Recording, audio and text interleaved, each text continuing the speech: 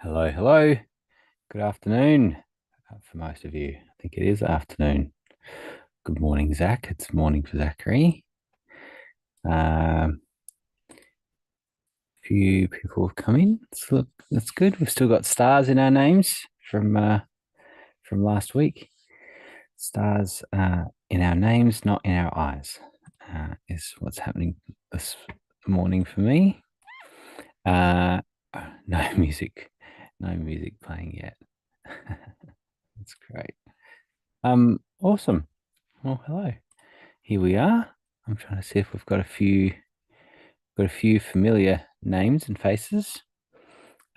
This is an opportunity to ask questions about Obvio and learn a little bit more, um, and also about digital events, what you're doing online, and then also some production questions often crop up in there as well.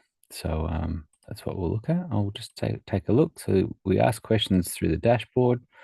On the dashboard, it says ask a question, and they pop up in a little system for me so that we don't lose track of them in the chat. So you're welcome to use the chat. It's just often we lose when there's only one of me on these calls. I really do miss Heather. You would remember we had Heather sometimes looking after all the chat for me. I do miss that. One day, get that back again. All right. It's a few questions that have already come through. Okay, Miriam saying, I went through the Obvio onboarding videos. Thank you. Could you share a bit more about how the translations work? I have a potential big audience in South America and wondering how Obvio may help me have virtual events with them. Miriam, are you on with us? Are you on this morning? I'll still answer. Yes? Yes, Yes, I, you are. yeah, no, Great. I'm here. Can you hear Awesome. me? Um, No so cam, no camera. no problems. That's totally fine. So just tell me, you're thinking about um the translation of the text on the dashboard, or are you thinking about Obvio? Are you thinking about in Zoom and um kind of the interpretation? Well, I Both. went through the entire, can you hear me? Yes. I went through the entire Obvio onboarding. What is it, Yep. 10 hours? Did my homework. Yay, me. And uh, one of the things that I was just thinking for the future for potential goals is I I have a huge audience in South America. They're Mm. Spanish speaking. What are some of my options and how can I tap into the Obvio platform to assist me in working on that? What does that look like? Because translations, I get excited. I'm like, wow, okay, let's go. What's possible here? Yeah. Okay. So um there's there's two there's two parts to handling multi languages. Um, just cover off very quickly in the Zoom side. There's a couple of things that Obvio works really well in, and that's when we can create multiple rooms and can allocate a specific or multiple rooms to languages. So in a main stage, for example, you can um, you can have a room set up or you can have Hmm. multiple rooms. Say you can have multiple rooms set up for English. So it was a large event. You're expecting 2,000 people, English speaking people. And so you could set up two rooms for English, and then you could set up a Spanish room. Maybe you got 3,000 people coming for Spanish. You could set up three Spanish rooms. And what happens then is everyone still clicks the main button, but if in your data you have set what the language is, it knows what the language is and then assigns them to the specific room that is set up for a language. The advantage of that, when we've done our large multilingual events, is that um, particularly when we do breakout rooms and things like that, um, everyone is the same speaking language in those breakout rooms, because that whole room is just made up of those people that speak that language. It Hmm. also means if you are doing interpretation, then it's very easy to just be this is the language that's being offered in this room. So there's a bit more in Zoom, but I think you're probably more focusing on like what can the dashboard look like in the written languages for different people.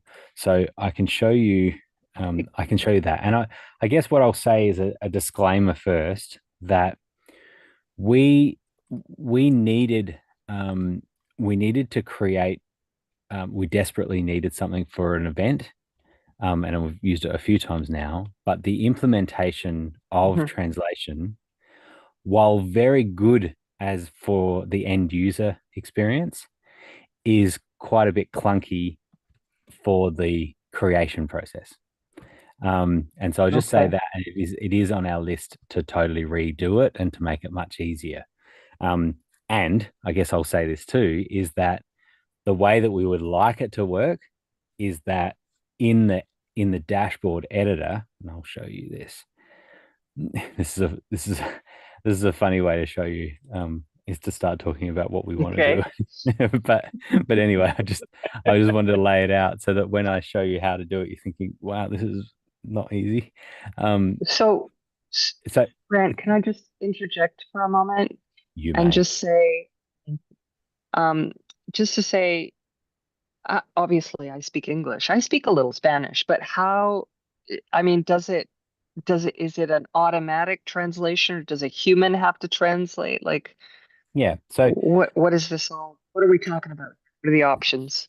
yeah. So if you wanted to just do automatic translation, then often the browsers Hmm. have that built in, and people can translate to whatever language they want, and Google will do as good a job as it can. Um, Right. and so that can just work in the browser and doesn't need anything from Obvio. You do it all in English and Obvio, and then Google would do the translation in the browser. Nothing to do with Obvio in that sense. We knew that that wasn't going to cut it for a few of our events that had very specific words that we wanted to make sure were correct. Sometimes it's particular lingo for the organization, or there's things that you really want to make sure that that's really clear, particularly when you're talking calls of action and enrollment based events. You don't want to just rely necessarily, and it's getting better and better all the time, right? But we found that we just wanted to control it. We wanted to have our Right. get translators ourselves and say this is exactly what we're trying to say. And sometimes they come back and they say, is this what you're trying to say? And does it work like this and that? And so you go back and forth and you're like, okay, we're locking down on these phrases, these words. This is what we want. And so that's why we had to build um, a custom system to be able to handle specific specific wording for every language, for the languages that we wanted to do. Um, and so uh, So what we would like to, what we I am sharing. Am I sharing? This is Yes. this is one of those moments where you're driving down the street and you're just like, how did I get here? It's like, How did did I get? Am I in the yeah, car? that's right. Did I just Hey, get Grant, home? can you just repeat all that from the beginning? No, just kidding. It's like, was I making any sense then? No, it's just this moment where I don't remember clicking share, but that's all right. I've got it. So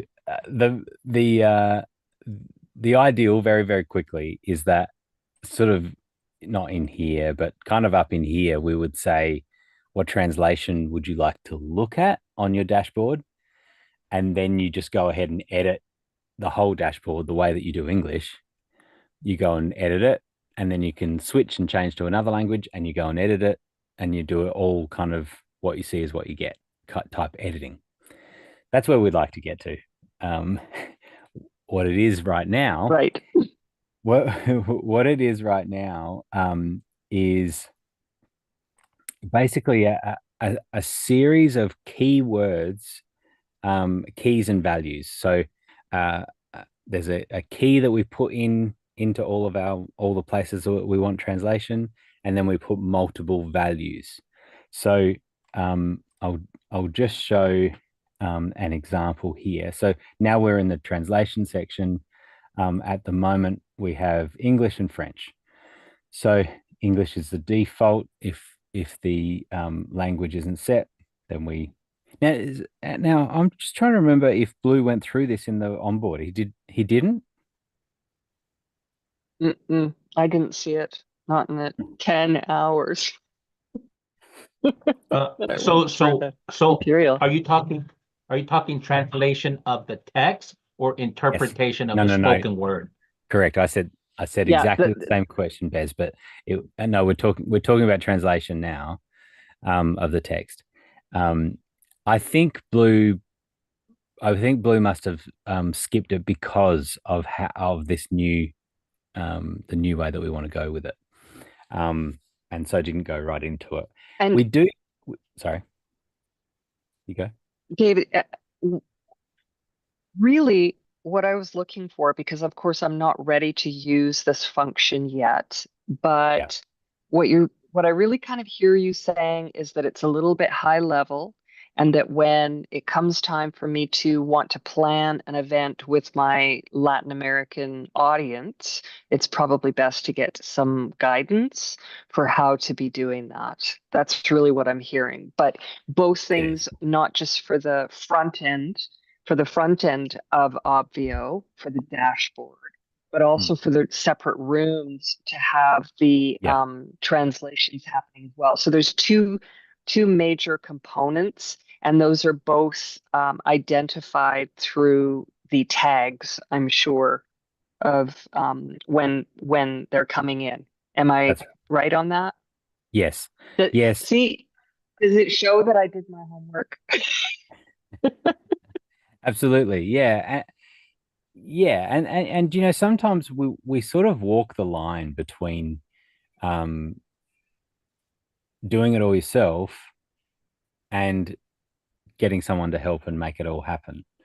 And when you're talking about potentially a large event, well, then you would want to have some extra help, probably some production help, and people like Justin James, who could help make it happen from a production point of view, particularly because when you go into multiple rooms, now you need to get the audio and video into those multiple rooms.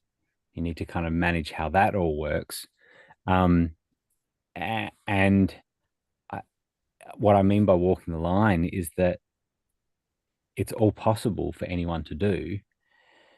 But as I always say, what's the thing that only you can do, and what's the thing that you can just outsource? That you can just get someone else to do for you. And Okay. if you needed to have multiple rooms and you wanted to have some production support anyway, having someone like Justin or Muddy or there's a bunch of people handle it for you. You could just say, I also want translation, set it all up, and they would go and make it happen. But Got it. Thank you. what I want to tell you though is that we have ran um, I ran an event with 12 languages. Um, we've had we've had um, we've had many events with multi-language. Um, so it's totally possible right now. And like we have got a little video of Blue walking through how to do all the translation, but essentially all it is in the dashboard you put a keyword basically in instead of the text that you actually want. You put it on the dashboard, you put a keyword, and then in the editor that I just showed here, that's called a key. You change that, you put that key in there, and then you put the values, and then you keep changing the languages to the different values. And now, depending on who they are, they get the French values, and someone gets the English values, and someone gets. So that's how it works as kind of a key and value setup, which is very kind of developer type coding, but it is made available to make those changes. And so it's totally possible. And so that's the takeaway, is that yes, we want to make this even easier in the future, but we can totally do it and have done it on large scale events, and it works great. So, and Bez, do you use it a bit? Brilliant. Do I use the interpreting or translation? Translation. Actually, before I ever joined Leap, I did the interpreting one, and we had simultaneous translation, and so that's a Right. whole different thing. Yes, it is. But we didn't at that time. That was 2020. I don't think we had and we're using, like, we just kept. We had a peace conference, an international peace conference, and it just kept growing. They were like 900 registered. So we just had to keep making it bigger, right? Right. Keep buying. And I don't think we had the ability to do any text modification. Right. So I know that for sure. Mhm. The interpreting worked well. Now, I am interested, if you are going to get in a room with I think it was Miriam, because I actually have an event that was just put on my plate yesterday for April the 10th. So I am interested and I didn't know until I just walked in here that you could change the text through Avio. So that would be sort of cool if I All had right. both. But Mm. I'm also want to make sure that since I haven't done it in a long time, that I set up Zoom correctly so we can do simultaneous interpreting. Um, so that's something that I'll probably do some research. But I had another question, but I Well, don't know. I mean, yeah, go let ahead. me just let me just comment on a couple of those things. So yes, we have done, as I said, some large scale events, and the translation of Obvio is specifically being able to say, I want these words and these phrases and this slab of text is what I want for each translation. Um, and and essentially just putting in some kind of like merge fields, right? Is a better term.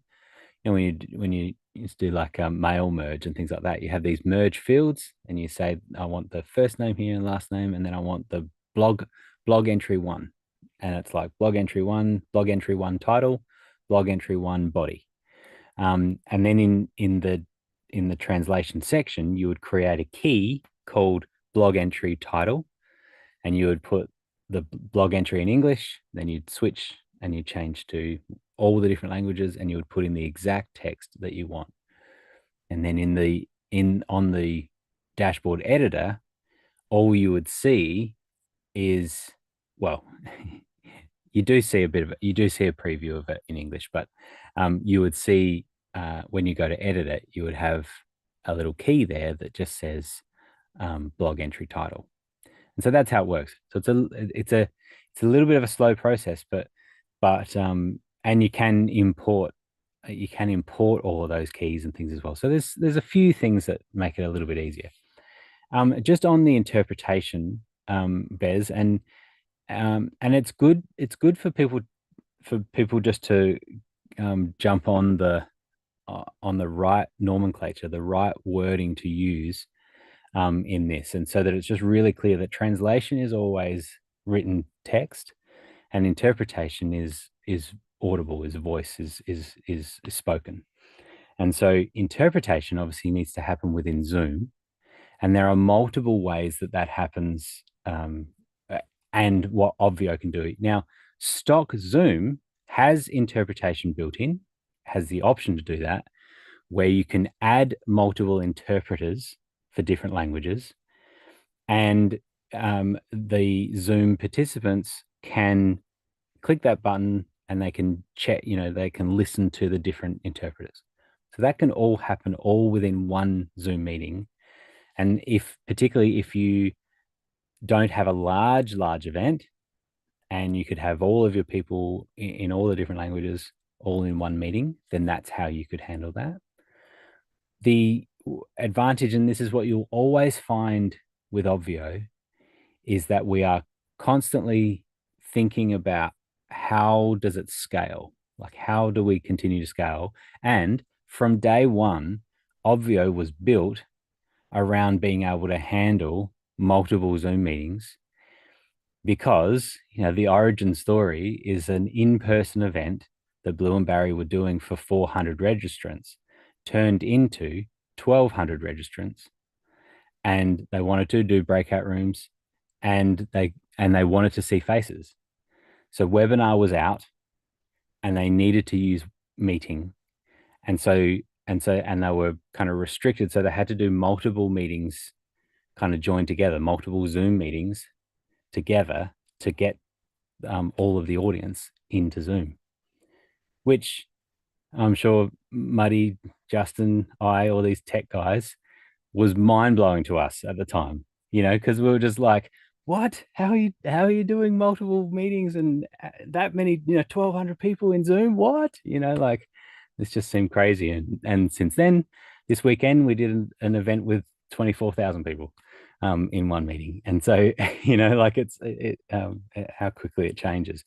But the point was that Obvio was built. That was how it was built, to scale across multiple meetings. Now, since then, we've built it out, and many people are doing lots of their events are ran in one Zoom meeting. But we still have all of those all the functionality to do multiple meetings. Therefore, Bez, the thing about this is that you can dedicate a room to languages. Now, you think about that in terms of Zoom, you don't have to have any of those participants worry about clicking buttons in interpreter and trying to find the right language, and why am I hearing English in this room and I can't find Espanol, and so it's like, what do I do? When you have a dedicated room, the audio that's piped into that room is already Espanol, and so it's fine, right? So that's the thing about thinking about it. And so the other advantage on that, as I mentioned before, is that now when you do some interaction and some breakout rooms and things like that, they're all the same speaking language. You can do random breakout rooms and not have to worry about language. You can just know that everyone's going to be the same speaking language.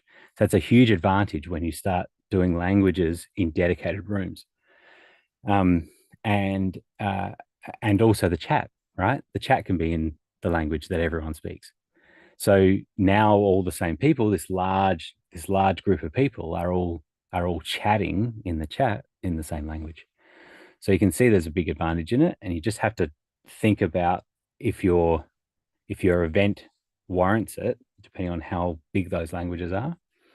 But lots of all the big scale events that you hear that we run on Obvio, lots of them have different languages and multiple rooms. And so we may have 10 English speaking rooms, and then we might have a couple of Spanish speaking rooms, or so it's and that's the brilliance really of how Obvio works with allocating people to those rooms. Is it still load balances, but it can filter based on the particular language field in the data to be able to say, oh, this person is French speaking, and so they need to go into room 14, 14 or whatever it is, and there it goes.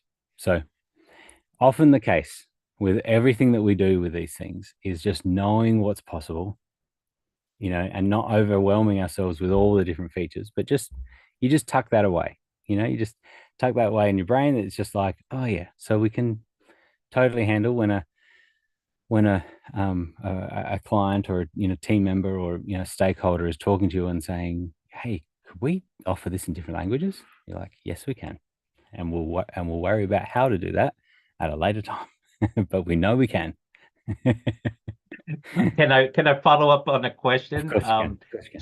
So you're saying what you're explaining to me can't be done through Obvio, because through Zoom it was great for the people, but you're right. There was, they had to figure out what room to go in. And let's say you have plenary sessions, and it gets a little bit more complicated. You almost have to have a manual, Right. But so you're saying Avio can, with the tags and everything, it's just a lot smoother. Is that what you're saying? Yeah, it really is. You're not requiring people to do extra clicks and things to be able to get to the right Mhm. spot, or listening to the right interpretation.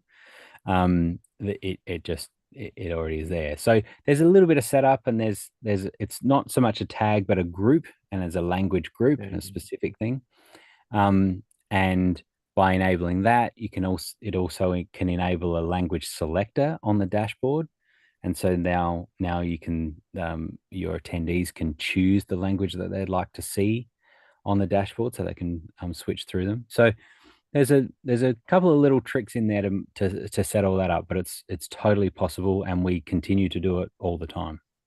Yeah. That is huge because you know, there's a whole new world out there, that just doesn't speak English. And Right. when we Yeah. did that event we did was a Rotary event, and Rotary's worldwide. And Yeah. we found out that when like our Asian brothers and sisters from India, they were super engaged, and they would show up early, even before their speaker would show up. Right. It was really nice to I mean, like, everybody from different countries, they engage differently, but they engage. And that was amazing. But and even as clunky as it was back in 2020, we made it work somehow, Right. some way. Yeah. Yeah. Well, yeah, it's gotten easier and better. And I'm always thinking about and focusing in on the things that are an advantage of digital events over in-person events. And we all know, and we've seen events that you go to where people are wearing headsets and they're, like they're managing all of that. The complexity of that is so much. And so you like for an inexpensive event, if you were trying to do multiple languages on site, that's a big deal. Like it's a lot. Um, and you have people complaining about the headsets, or they it doesn't work, or they walk over this way and it cuts out, and all of these things. So you think about that now in terms of doing it online. You've now got a really good experience for all the languages, and you've got this sense of worldwide community, which is the other huge advantage. And so many people would not be flying to a single destination, no matter where it is in the world, wouldn't be able to, haven't got the time, haven't got the money, whatever it is. All of those people wouldn't be getting to that single location.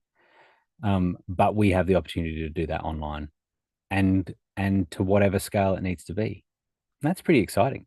However, that applies to whatever industry that you're in, and that you think about what that means. The idea of going, multi languages is really quite exciting. I know, like for authors and people like that, that's a big milestone, right? When they go from English speaking authors, I'm thinking about that, have gone through that whole process of getting a book published, and then that next big milestone of going into another language with their book. That's huge. And so in the same way, that's the same thing that happens with our events too, right? What happens when we start running events in different languages. Anyway, that was a big tangent, but it's worth thinking about, because there is, Bez, you're totally right. It's a huge world out there that don't speak English. Yeah, it's like a whole new ocean. It really Right. is. Yeah, And the big market. opportunities are amazing if you have, like, I mean, I speak Spanish, but I wouldn't even dare interpret. Like, my wife does simultaneous interpreting. That's a skill set. That's a very special skill set that if you Yeah, can do that, you can work at the very highest levels of, at the UN if you wanted to, but it's absolutely. and sometimes you have to pay for it because it is a special, not, you can get your brother or sister who's great in their language, but simultaneous translation is a skill, really It really is. Yeah, it really is. And uh, and and sign language is a whole nother aspect as well, right? Huge. Same deal. It is interpreting, and the process of interpreting um, requires more than just trying to take a word and say what the word is in the other language. It's taking energy and emphasis, and like it's complex. I yeah, this is probably, it is 10 years, 12 years. I mean, I've been live streaming events. I started doing online events in '07. I actually started an online um, uh, small group discussion in '07 and have been live streaming since then. And so I've done lots of different sorts of events, and one of the, like a real highlight for me was whenever I got to do, particularly when I was in LA. I was in LA, lived in LA for 3 years, and so we did lots of live streaming of large conferences and big events, and uh, and we would do pre and post show um, kind of hosting, which if you're doing an in-person event and you had to do a hybrid type idea, it's totally the way to go, because you customize the experience for your online audience by starting and ending speaking with them directly. And we would do things like we would get the main speaker that had just spoken in that session to come back to our little podcast booth and talk with our online audience. So then we created this exclusive experience for our online audience, rather than it feeling like they're sitting at the kiddie table of the event, or they're sitting in the back row and they're ignored and they feel left out, that they're not on site. Suddenly they feel like they actually have the front row seat, and they can ask questions of the speaker and all this sort of stuff, right? So my point is, we would do Spanish translation at the same time, and it was just really cool. Often the interpreter was right next to me, and they would be interpreting, and the energy level, and you would hear it, and you kind of, the energy level from the stage would happen, and then a few seconds later the energy of the interpreter, and a couple of the interpreters would stand up, and they'd be, they weren't sort of on screen at all, but they were just, um the energy of all of that was super cool, and continued through, and then we were able to kind of do a Spanish post show as well. And anyway, it's really cool. It's all very possible, and I kind of like that sort of Well, stuff. I always tell people, if you get near my house and you think we're fighting, that's because we're at the dinner table and we're trying to talk over each other, and the loudest person wins. But we're not fighting. You mean you don't have mute buttons at the table? You can't just mute people? Oh, I You know, can't. I wish that was available. That's right. All right. Nice. Well, that was a good little tangent, but it's nice to think about everyone. It just is a good little experiment in your mind as you think about how could you expand what it is that you're doing to a whole new world. Um, Let me go to Jeff's question. I know, well, sorry, I know I've got a couple of hands raised. Are they about this kind of translation and interpretation? No. Okay, I'll just get through a couple of the written questions that came in early, and then we can come back to hands. Um, Jeff, I'm guessing it's Sarah. Is that right? Hey, Sarah, nice to see you again. Um, so, how do we track attendance after the meeting ends? Is there a list of names and emails in the analytics somewhere? Yes, absolutely. A couple of ways of doing that. So let me show you. There's start sharing again. So there's a basic export that you can do. Man, the talking bit's easy. It's the clickety clicky. All right. So your standard attendees section, in the attendees tool here, if you do export after an event, it's going to show you um, um, who checked in, and so like who accessed the dashboard. It's going to show that, and like when they did. So you get some of that data. If you want specifically, okay, in the main stage, for example, so you've got, this is in your Zoom area, you can do an export, and this will show, there's two options here, summary log and detail log. A detail log is going to give you an export of every person that joined and left and each time they did. So your event runs for 2 hours, someone comes on, they join for 30 minutes and then they leave, and then they come back 30 minutes later and they stay for an hour. You'll get two entries. Sarah came in at this time and then she left. And then there's another row in the entry that says, then Sarah came at this time and then she left. Or you do the summary log, which is a single line that says Sarah came for a total of an hour and a half for the event. And in that export, it's going to show you first name, last name, email. I believe we've got the tags and the groups and tags, and how long they were in there for, that for that specific area. So now we've also got a little bit of overlap with the newer function of attendance data. So that was a full export for the area for however many days you'd ran your event or things like that. That's where you can get those statistics after your event. Zoom attendance is where you can drill down a little bit more and start getting, this is quite, what did I just do? 21.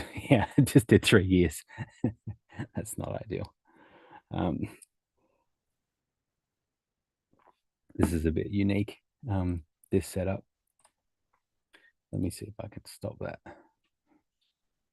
I was trying to do 3 years of data. This Zoom attendance is a whole new thing where we want to see graphs. And so if I was to think about,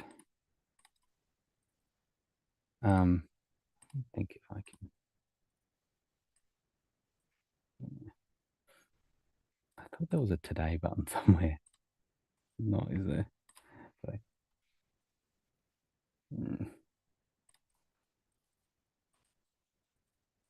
We can do any one of these. Let me think of this. All right. Oh, that happened quicker than I thought. No one said you've gone too far. You've gone into the future. All right. If I just did that, that's okay. I'm just trying to bring in a window that, oh, here we go. That's because it's defaulted to the end of the event. All right, I'm going to do that and that. Now we're down to just a couple of days. This should show last week's. Here we go. So now you see the total data, so the total attendance. And so you can see who was in Zoom, who joined and left at the different times. And now you can kind of click and drag to get that window, and you'll see how that worked. And you can click these two. You can just look at it like that. So we had an impressive 23 people last week. Now what happens here is that you can even zoom in a little bit more and make that, and you'll see that it's changing up here. So it's going from 4:30, event starts at 5, and then it was going out to 8 o'clock. And so that's all of our data for that. We can say, I just want the main stage. So that would be across all of your areas. And then we can do an export. And so same again. Do we want a detailed where a line for each time people joined, or a summary of the total amount of time that they spent for the event? And once we do that, then it'll send an email once that has collected data, and that will tell us. I can see, and that will show us. So that's probably the best way, because you can really hone in, particularly when you run a multi day event, or you use the same event in the same areas like this one. We use it for multiple weeks. Then this is a way where you can really kind of filter that based on date. But to like get the actual names, you would have to export from the. No, let me show you. Let me show you.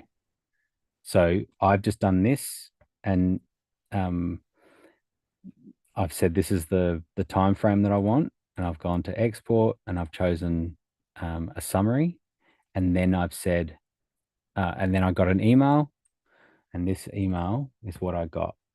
Now, just for privacy, I hid the email field. That's C. But this is what you're getting now. So you're seeing first name, last name, email, phone number. Oh, sorry about that. You can't email them, but you can call them. Feel free. Yeah, you can call everyone you like. Take a screenshot of that, add that to a spam list, and now you're getting robot calls for the rest of your life. So yeah, login URL, and then if they had a waiver and the signed tech check, the check in, which is what I was saying, is the first time that they went to the dashboard, and so that's the date of that. And then the tags, this particular one is using keep, and so keep uses numbers for our tags, but you'll see whatever tags you have in Obvio is what you'll see there.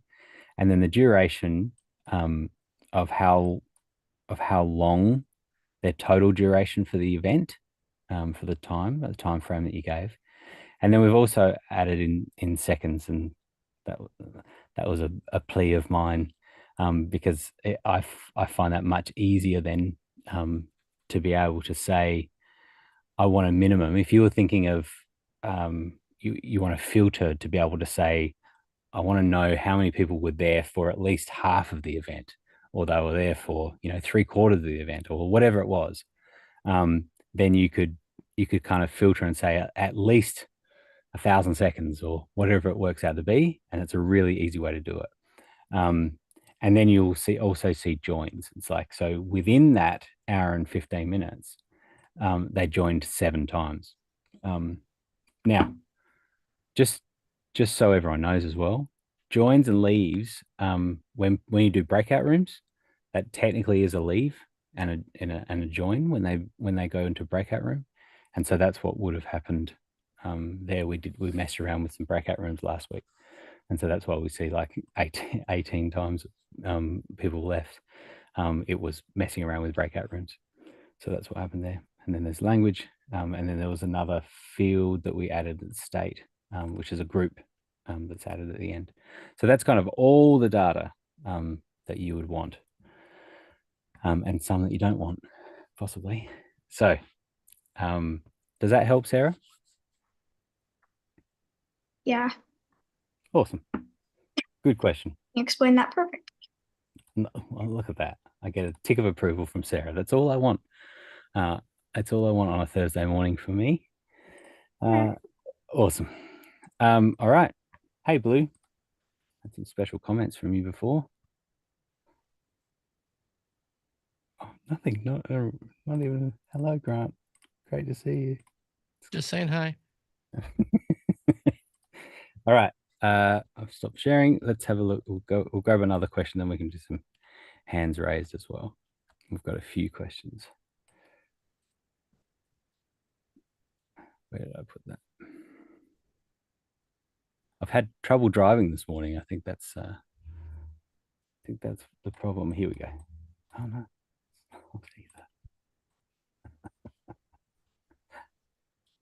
It's coming. All right. Amy, is there a way to invite people to the dashboard with a link? I have schools setting up calls with me and would like to meet their group on the dashboard where they can get downloads, etc. But they are students, so reluctant to share emails, RSVPs, etc. Is Jeff still here? Jeff, this is right up your Yeah, I alley. am. Yeah, Can you speak read to that one more time, Grant? Because I want to make sure I don't. I was half listening. I apologize. Well, that's reasonable because you're not usually on deck to answer questions, so that's fine. Yes. Is there a way to invite people to the dashboard with a link? I have schools setting up calls with me and would like to meet their group on the dashboard where they can get downloads, etc. But they're students, so reluctant to share emails or RSVPs, etc. Yeah.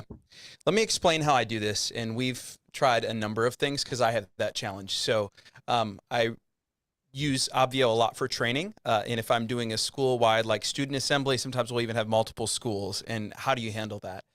And so one thing that we do is we use tags and attendee rules. So I want you to think about creating two experiences using the same Obvio meeting in the same dashboard. So one experience is going to be for the grown-ups, right? The school staff, the teachers. So it's sort of the behind the scenes teacher's view. And then one is going to be for the students. So for the student, you're just going to create an attendee called student. It can be a random email address that you have. It can be your own email. Doesn't matter. And the idea there is that that is the magic link or URL that you're going to send to the school, and all students are going to click on that. So they'll all come in as the same attendee. It can be the name of the school, you know, whatever. That allows them to access the emojis and the different downloads on the dashboard. But what you likely want to do is block them from accessing Zoom. And one of the reasons you want to do that is, let's say there's 500 students in the school, or let's say there's 1,000. I've done more than that. Well, if I can, all of a sudden we've got 1,000 devices joining Zoom, and what happens to bandwidth? Right, it's not good. So most of the time when schools are doing it, they want the kids, and that's what we want as hosts too. We want the kids to be able to access downloads, to do hit the emojis, right, to send some stuff up on our backdrop. That's what I do. But we don't want them all to be having access to Zoom chat because they might, you know, disrupt things, say something inappropriate, or, you know, etc. So what I use is so that students can send something via chat, I'll use kind of a back channel thing. Sometimes it has to be approved. In other words, I see their message privately before anyone sees it publicly. And so students, when they log into the dashboard, they can access everything except for Zoom. They can take a selfie and upload to the image entries, but only the teachers have the Zoom link. So teachers, I then send to a sign-in page or sign up page. So let's say Mrs. Roberts, right, signs up, and I always will usually ask for the prefix, right? So what did students call you? Mr., Mrs., Ms., whatever, because sometimes they don't want their first name out there, so I try to be respectful of that. So what do your students call you? You know, and then it'll say that. And you can tag on classroom on the end if you want. But they join as a classroom. They watch it on the big screen, the smart board or the projector. That's how they share Zoom. And then the students just log on via their device. You know, whether that's a Chromebook, iPad, or even their smartphone, and then they can interact with the other stuff via the dashboard. So again, we're using attendee rules. So people that sign up, only the teachers are sent that link. They have access to Zoom. Everybody else is just sent a single student link, and that's no Zoom access. That's awesome, Jeff. Thank you. Even if that was Thank you, slightly Jeff. different, is that slightly different to what your use case is, Amy? Or Oh, yeah. I mean, so all of my students are doctors, and wow, they just have they're a young tendency to not sign up. right? So if I send they're like, the day they set up the meeting, I said, great, send me a list of everybody who's coming and I'll put them into the dashboard. And then the day before the meeting, they say, just a reminder that we're having a meeting tomorrow. And I sent her a reply, oh, by the way, I haven't received any emails from you yet. And they said, oh, well, we didn't do that yet. So I had to come up with a way to get them in. So I sent the setup person just the back link so they could get to the meeting and put it up on the big screen. But I like Jeff's idea because I can send the person who's setting up the meeting the sign up for the meeting. How do you send them to your sign up page? That was the part I was having trouble with, is how do I have a sign up page on that Obvio board, but I don't know how to send it to them in a way that they can fill it out. They were filling one out that then told them you are not an attendee. Right.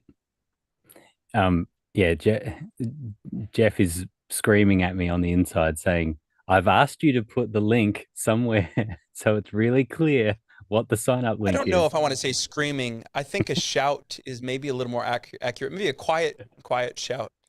It's like a, see, I'm not the only one. This is what I'm talking about, Grant Whitehead. It's not just me. What we're talking about there is that on the sign up designer, you know, there is nowhere where it says what is the address now, right? So what's the address that we send, and what it is it's slash sign up of whatever your address is, right? And so for us, it's update.obv.io/sign up. This won't. Okay. Well, I sent them that, and yeah, for some reason they could not get into it. Okay. So what that will be, is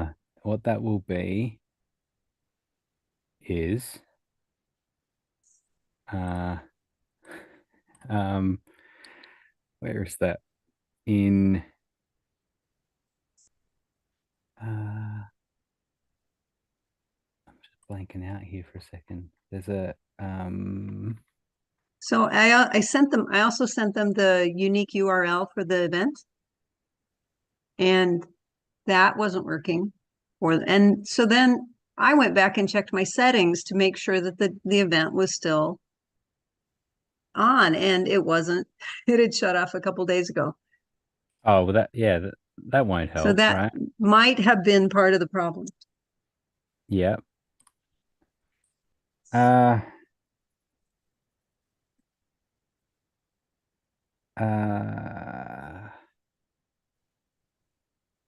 just blanking here.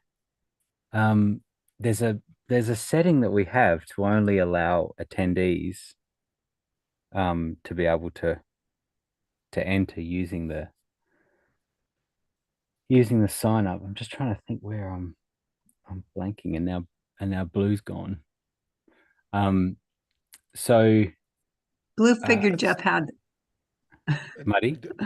I don't think that setting exists, because that was the question I submitted to Obvio. That exists in room registration, but not in sign up. Yeah, that's true. Okay. And so when you did this, Amy, was it just recently? Yes, it was this morning. And so when they used the sign up, you sent that, and when they tried to sign up, did you use the sign up? No, I didn't. So I sent the sign up Okay. yesterday, and they attempted it, but they were getting an error message. And Yeah. so So just on that, what was that error message? You're saying attendee? I don't know what it was. Doesn't They didn't exist? really tell me. They didn't really Was the tell sign me. up page for sure enabled? I don't know. That's a good. Give me a second and I'll look. It's like backing out of this. I don't know. Too many questions. All right. It might have been it might have been totally on me, because the event was, turned off. Yeah. Okay. I actually used that for my masterclass last week, and they were able to sign up. Oh yeah. They were able to enter themselves into the Obvio all by themselves with their 100%. name and email. And that's the purpose of this function. So it's exactly what you need, Amy. Okay. But somebody had to tell me about the sign up part, because I didn't know I had to type sign up after that. So I just did it. Quiet shout. Yeah. I just did it incognito, and it worked. Okay. But so I think it was because my settings on my event were short dated. Okay. Yeah. So that's the answer. Well, yes, It was Thank you. it was actually very difficult to see the underscore between sign and up, so I had to figure that out after it failed the first time. Oh, wait, I got to wait, let me say this. It feels like now I you're just just- twisting the knife. I just tested that and it didn't go to the sign up page. What it went to was the login page. Uh-huh. So you don't have it enabled then. Let me just double check. Which event is it, Amy? That's what I was going to. It's Intro to Animal Chiropractic. And my sign up is enabled right now.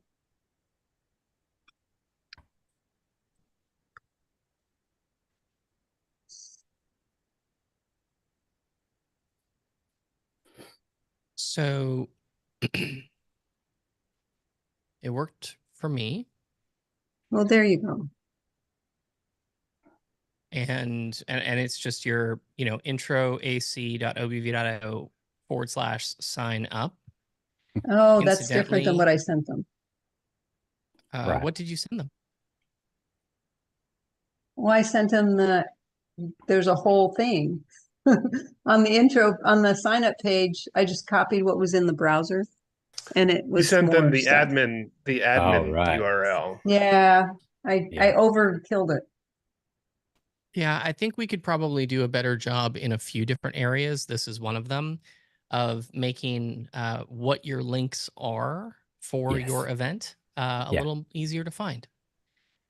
So this is probably one of those examples, Amy. Yeah. Jeff and Robin have been gagging up on me about that, right? So it has been a request for some time to be really clear about what those links are that you share out. But essentially, so it's good that we've worked that out, Amy. With the right link sent through, just that sign up link, it'll do exactly what you want it to do. And that was that they just put their first name, last name, email, and they go into the dashboard. It creates the user.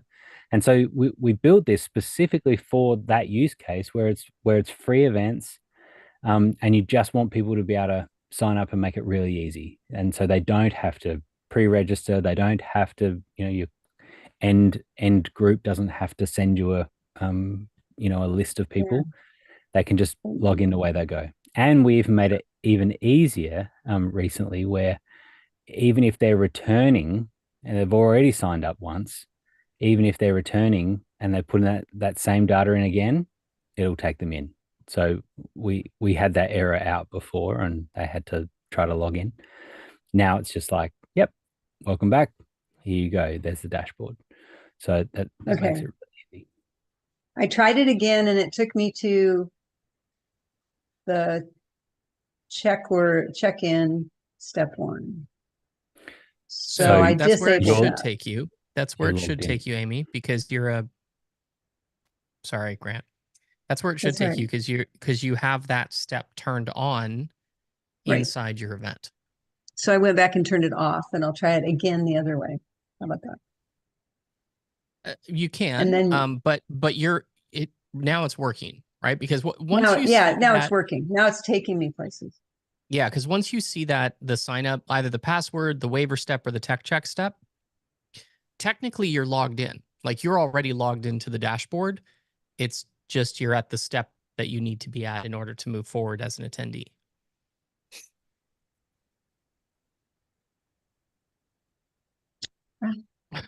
So it's my thing, Obvio.io/sign up.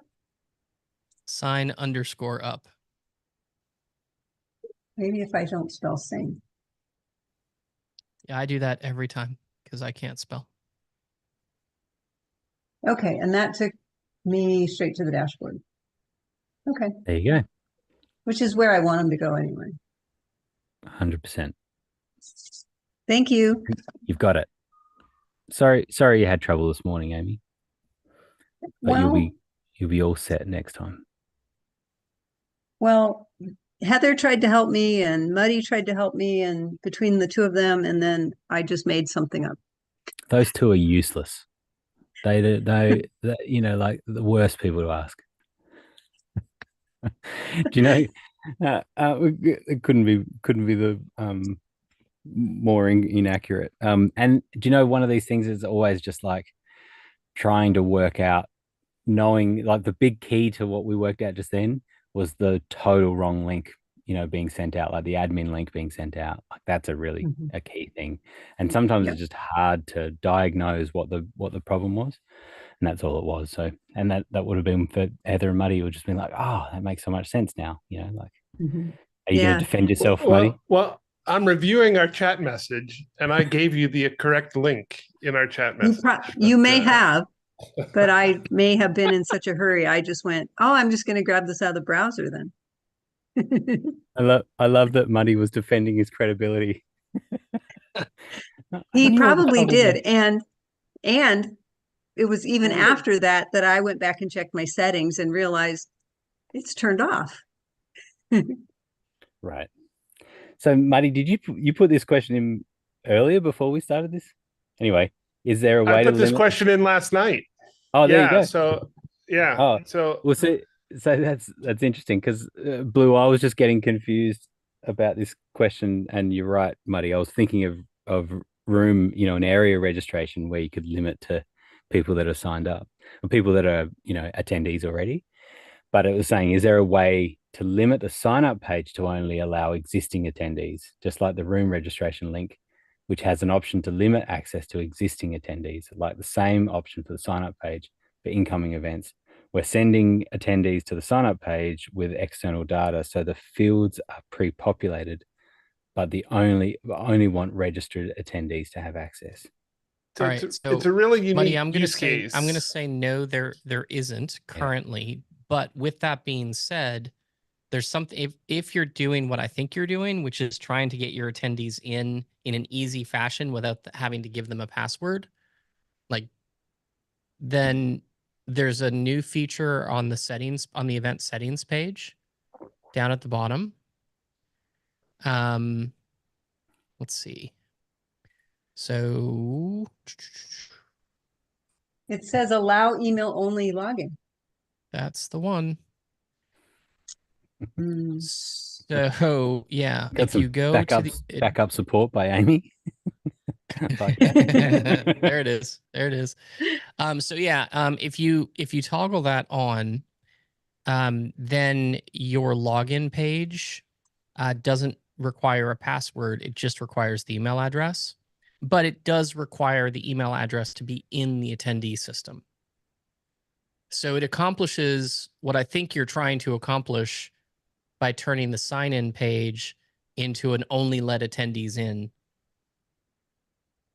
thing.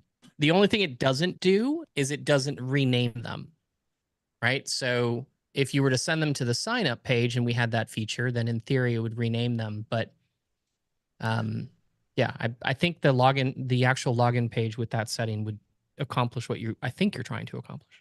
Yeah, I think so. And for this client, they have an event app that's built in WebEx events. So there's a whole app on their phone that has the whole sessions and communication and all kinds of other stuff. But we want to do the live sessions in Obvio.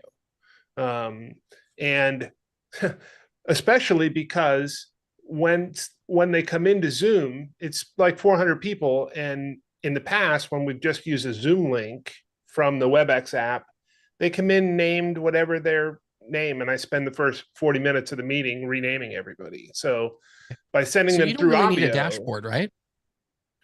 Not really. The dashboard just has a button that says join the meeting. Right. Okay. So then I'm going to give you another option, which is probably the way I would actually go.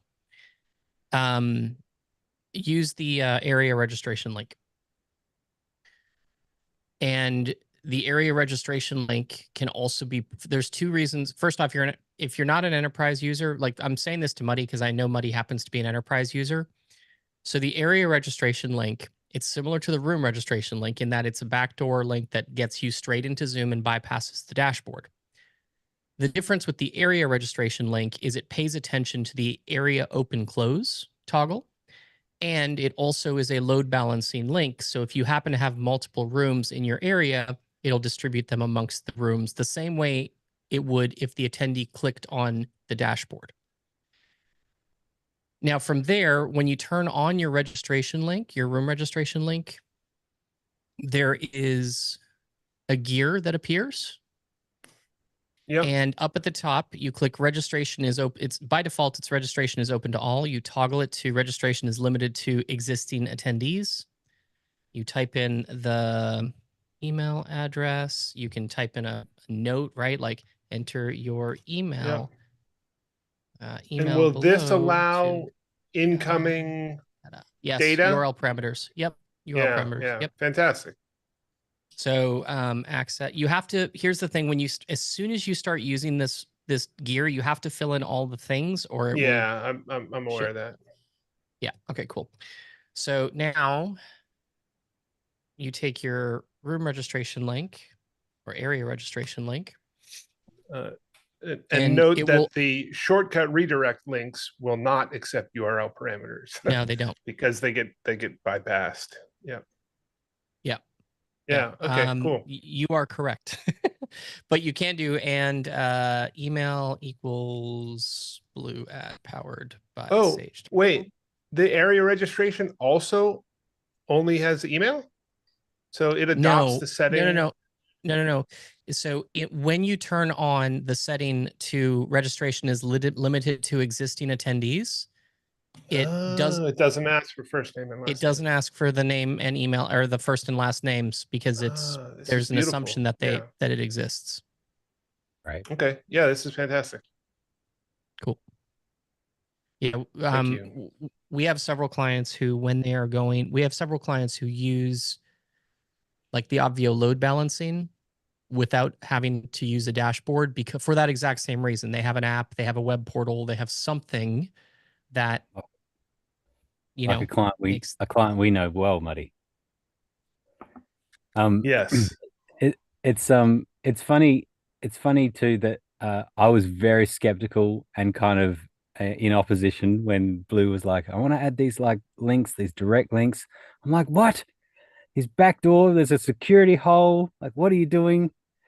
And so then slowly I've come around, and then now the features are getting better and better. Like with that, it's like, oh, okay, that's actually kind of cool now. Well, because that now secures the backdoor link, right? Because now you have to be, your email address has to be in, right? So I'm loading everybody in. I'm importing all the attendees into Obvio. So, everybody who's going to be at the meeting is in, and I'm using the WebEx event export in order to import them. So I know their first name, last name, and email address is exactly as it is in the app. So perfect. I think this will work great. And then if you use the URL parameter to pre-fill the email address, even better. Yeah, even better. Because then they don't have to type anything. They just click, yep, looks good. In fact, that's what I changed the page initially, the sign up page, to say confirm your information below, since first name, last name, and email was populated. And so the button just said looks good, and you press it and you're on the dashboard. But so on the area reg link, like if you're trying to manage human behavior, which is what you're trying to do with that sort of text, on the area registration link, you may want to put something that says, do not change the email address below or you won't be let in, but in nicer words than that. Because if you ask them to confirm their email address and they're like, no, my email address is blue@bluemelnick.com. Why are you putting blue@poweredbysage.com? And now they change it. They're now not going to be able to get in. So excellent. Human behavior is a fun thing to deal with. All right. Okay. That's great. That was a little tease for enterprise for people as well. It's like it's an enterprise feature. The same functionality exists in the room registration links. Yes. The difference being that they can get in as soon as they click that. So we actually have.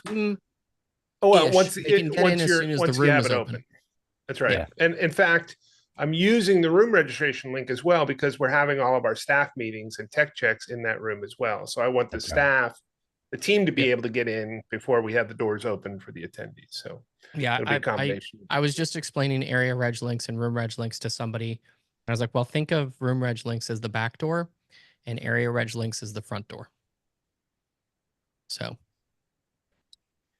Very good. Of course. There we go. Next topic. Of course, there's lots of front doors then. All right. Thank you. You're welcome. All right. So Robin says, I made Dr. Sally an admin for our event. All right. So that was the problem. No, I'm joking. I opened the event as host. Sally joined and somehow hijacked the meeting, switching her to host and made me a participant.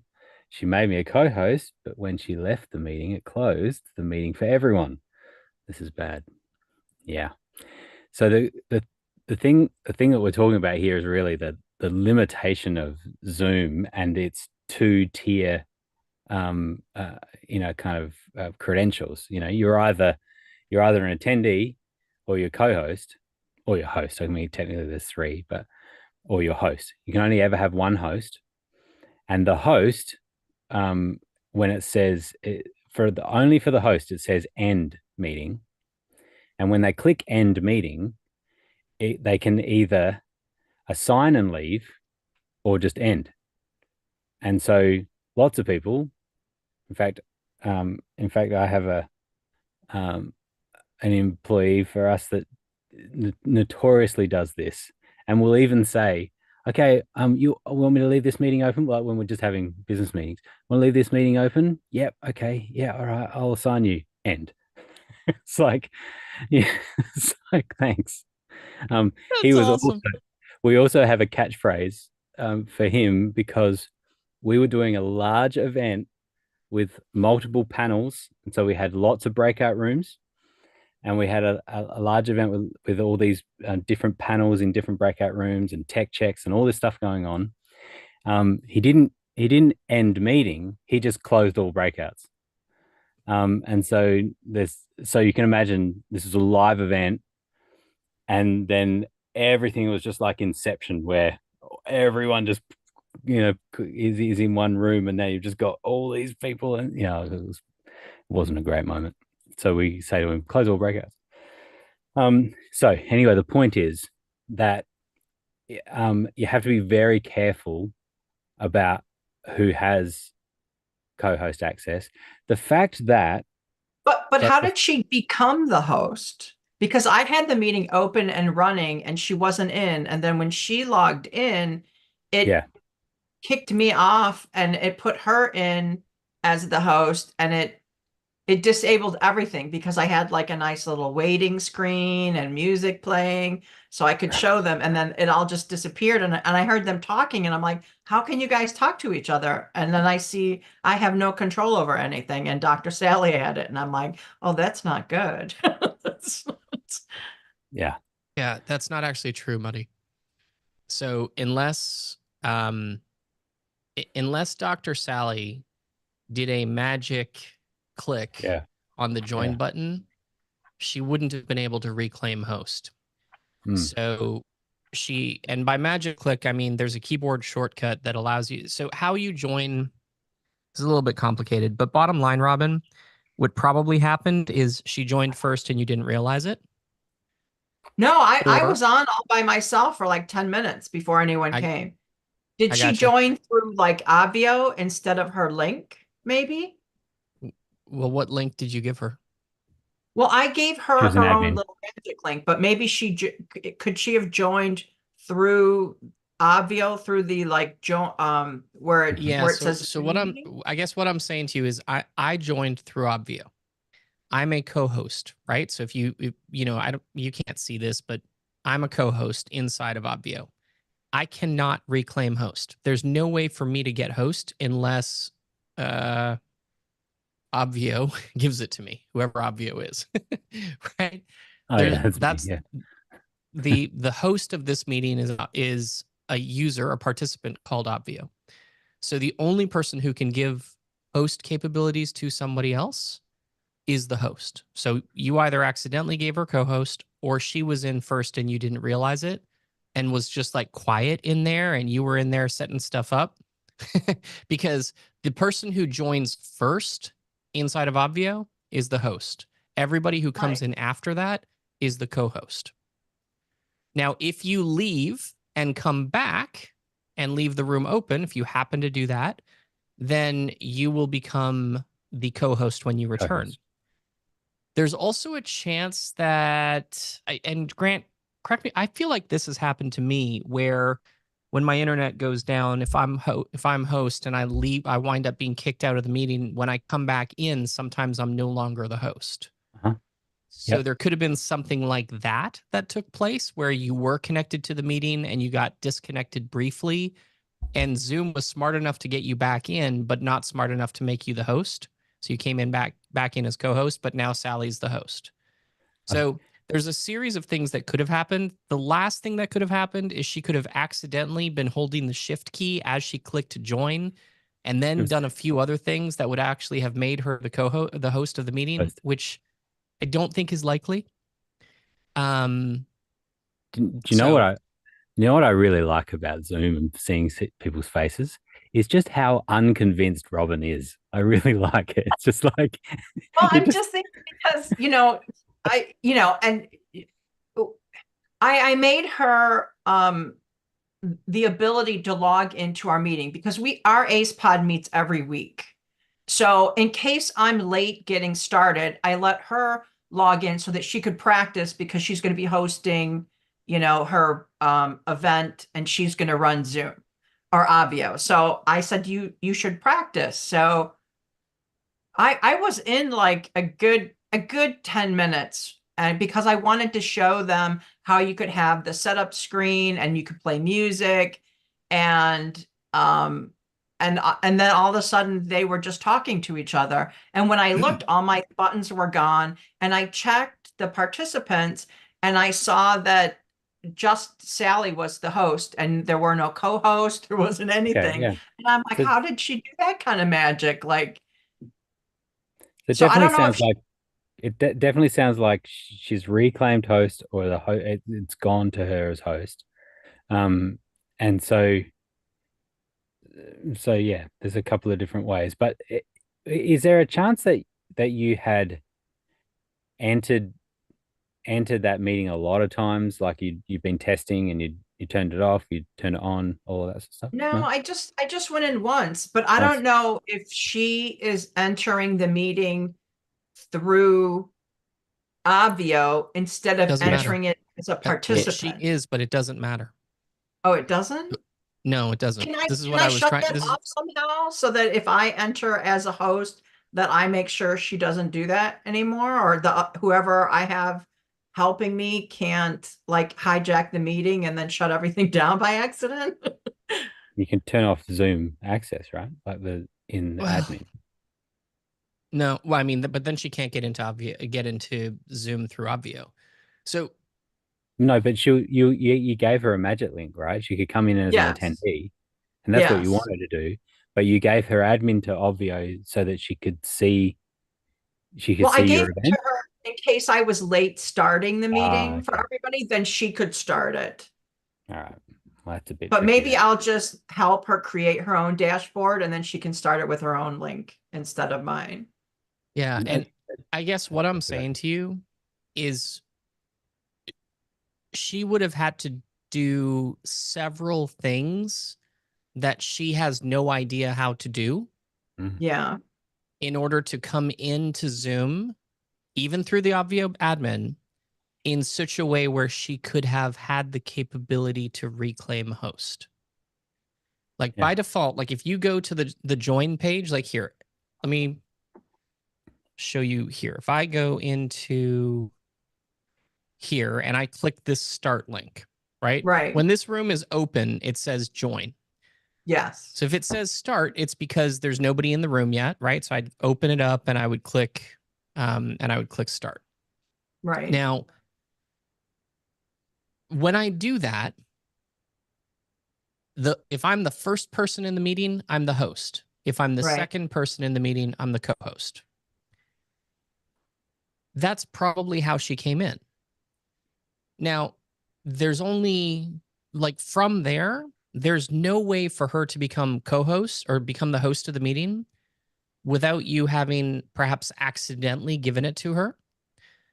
And that's possible. I guess. The other way for her to, and when you do that, you will become just an attendee. Yeah. Yeah. You'll just become an attendee, and you won't have co-host either. But there's two things, and this is we've done this a couple of times now with Amy as well.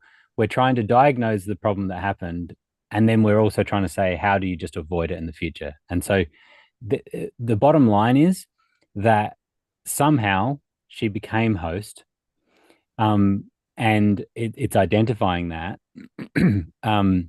It's then seeing that, like, it's cascading problems for you, right? Because then you didn't have access, you didn't know what was going on, and then she had the power to end the meeting, and that's a big problem too, right? So it's keeping on top of that. It's really important. You actually get notification when everyone in the room gets a notification that says when the host changes, and so it's worth keeping a note of that, that something changed. Robin, can you tell me which event is this that you guys were in? Where that you guys? It was in the meetings. What wouldn't it then if somehow which event was it? Meetings. It's under the meetings org, and there's only one meeting in there. Okay, so it's an organization you own, and the org is called Meetings. Yeah, the org and the events meetings. So when I would have joined, however she got to be host, since I'm also capable of being the host, wouldn't I have shown up as a co-host even when I logged in? Well, when you logged in, and she was. It's just.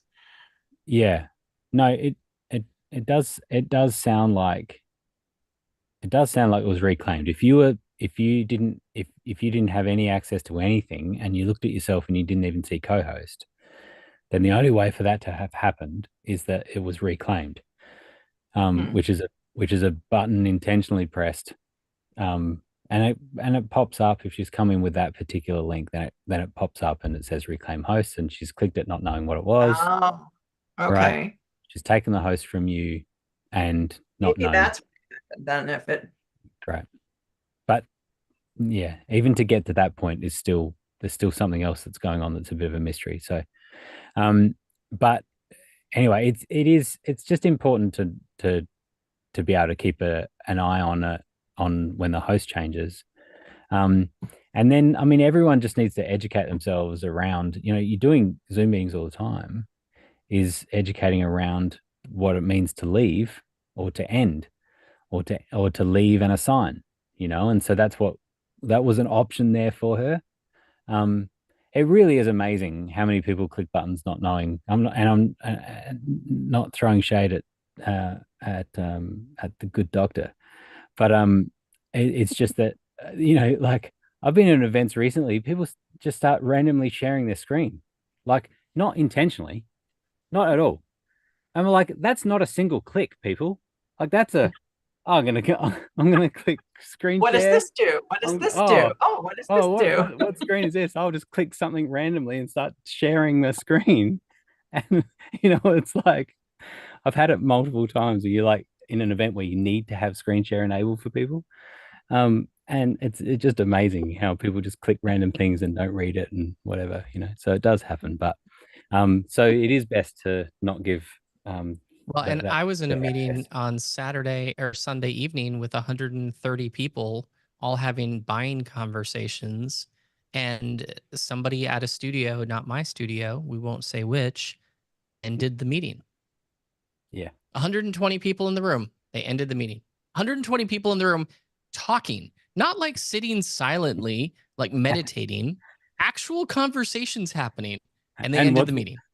What's worse about that one is it's like they actually reclaimed host, like intentionally went, all right, I'm going to reclaim host and close this meeting. Like, it was like, I don't care that there's 120 people in there. Like, yeah, it was amazing. Yes. So it's a problem that exists, but I would, for you, Robin, if you know that you're not going to be there on time, that's when you create the access. Otherwise you don't have that level of access for. Well, I'll just tell her to use hers. I'll help her create one to use hers, and then she can start her own. She can start it that way, or. Yeah. Thanks. I was a little worried because I'm like, I can't even, if I was in my own event and somehow that happened, like I would have no way to get control back because I couldn't do anything. So, and I had no idea what happened until I looked at the participants and I'm like, oh, I'm a nobody now. What happened? Well, you can just tell her you want her to wreck her own car, not drive yours and wreck your car. That's right. Right? Right. Thank you. No worries. Is it Jeannie? I think it is Jeannie. We're getting lots of the questions coming through on the dashboard, which is great. How long does it take the team to build an Obvio dashboard for leapers who have an upcoming 3-day event? It's a good one for Blue. I would say give us 3 weeks in advance. Like ask us to do it 3 weeks in advance. Does not take nearly that long, but don't ask us to do a dashboard like the day before your event. That won't happen. If you submit it 3 weeks before you want it, you'll get it with plenty of time to make changes to it, test it, make adjustments, and so on and so forth. So yeah, if you give us 3 weeks before you need it, you'll have it with plenty of time.